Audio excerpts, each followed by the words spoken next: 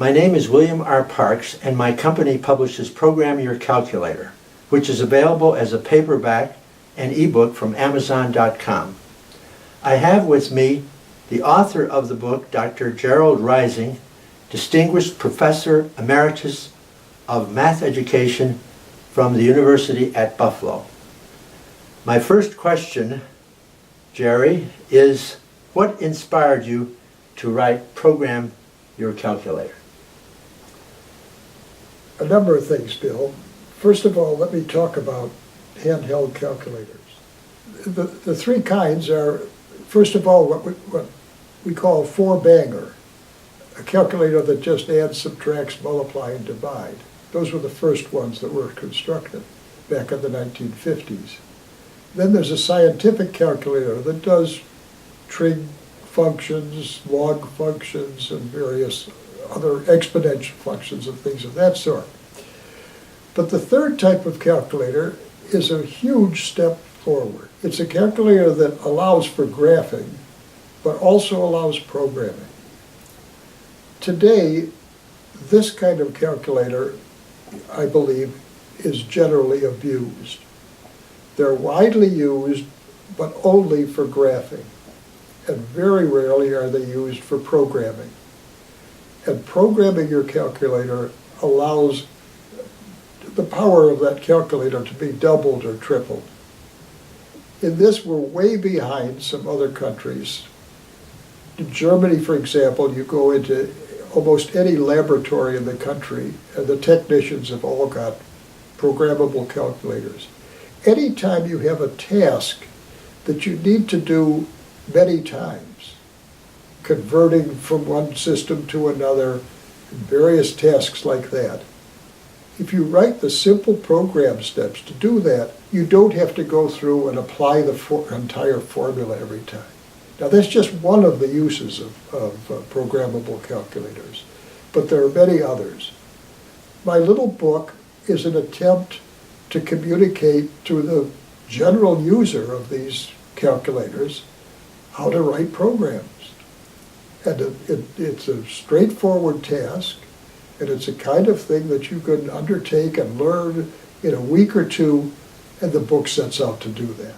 So the inspiration is that I want us to be able to do the same kind of thing that they're doing in foreign countries in our own in the United States. Yes. Applications. So this book will help this country people learn how to use a calculator as a programmable device in their workplace. Exactly.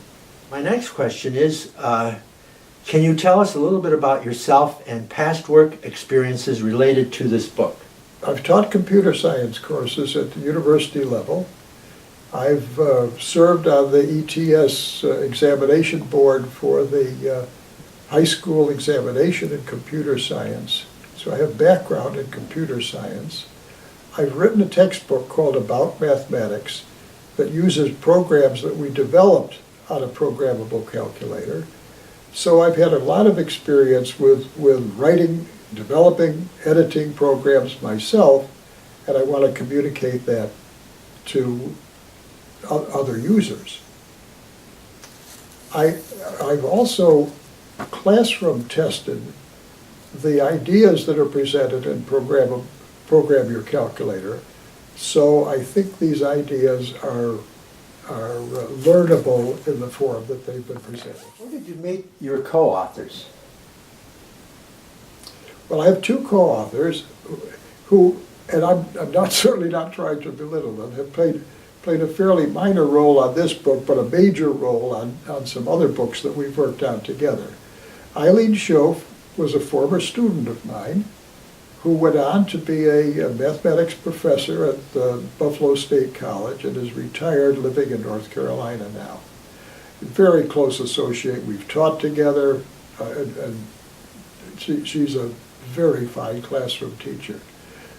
My second colleague is Deborah Boer-Russo, who's a professor at the University of Buffalo.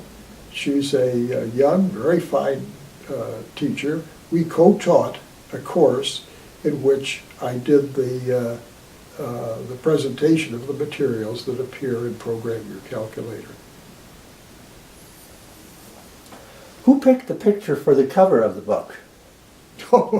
Well, that was an idea of mine. We all know the Rodin's the thinker. So the idea, and you may even have missed it if you look at the cover, is that Rodin is thinking, but he's got a programmable calculator in his hand. What was the hardest part of writing your book? I think the most difficult part was the final chapter. The other ideas are very straightforward, but the final chapter is putting all the things together. And that's not necessarily simple. It's quite easy to write simple programs that do very specific tasks. But given larger questions that need to be organized and thought through and with great care, presenting that kind of thing in a brief textbook is very difficult. I think I've come at least close to solving that, but the examples that I've used are quite complicated. Jerry, in addition to learning programming, are there other outcomes from studying your book, Program Your Calculator? There are two important additional values to studying the content that appears in this textbook. One is, although I've written the book about specifically programming handheld calculators, the program ideas that are contained are perfectly general. They're handled differently in different languages, but other languages have the same kinds of commands in one form or another. But the second value, it seems to me, is that there's a discipline in programming. And anyone who learns programming is forced to learn that discipline.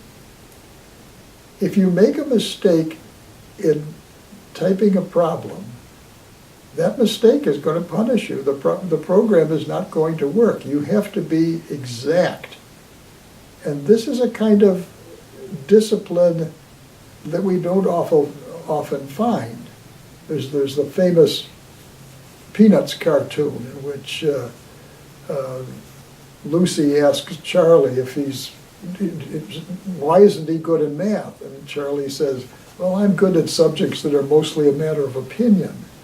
Well, programming is the exact opposite of that. It enforces a discipline that I think is very useful to the development of the mind.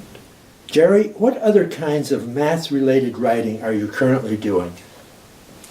Well, I'm juggling a number of projects, Bill.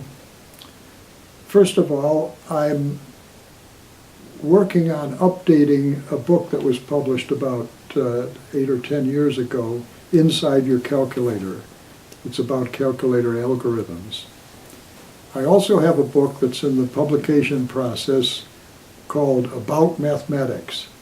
It's a book designed for college liberal arts students who generally hate mathematics and have very poor achievement in mathematics. It's a very different approach to this subject, and relies, by the way, heavily on programmable calculator, a canned series of calculator programs. And a third project is very different. I'm working on a book called Letters to Young Mathematics Teachers. Today in our colleges, very often the people who are teaching our teachers have never taught in the classroom. I was a classroom high school teacher for about 15 years. I taught in a number of schools, urban, suburban, urban, suburban, and rural. And I bring that real-world experience in a series of letters to share with teachers that I hope will give them a better sense of that real world that they face, the discipline that they have to maintain with youngsters, the way to organize their classes, the way to think about these things. They don't have to follow my instructions, but the idea is to give them a better sense of that early contact. Jerry, my concluding question, is there anything more that you would like to say to those watching this interview? Bill, that's an easy question to answer, and I think you and I would agree that the answer is buy this book. But more seriously, I think programming calculators is a tool that more people should be using. And I encourage people to consider that, and I hope they can use this book as an entree to doing this.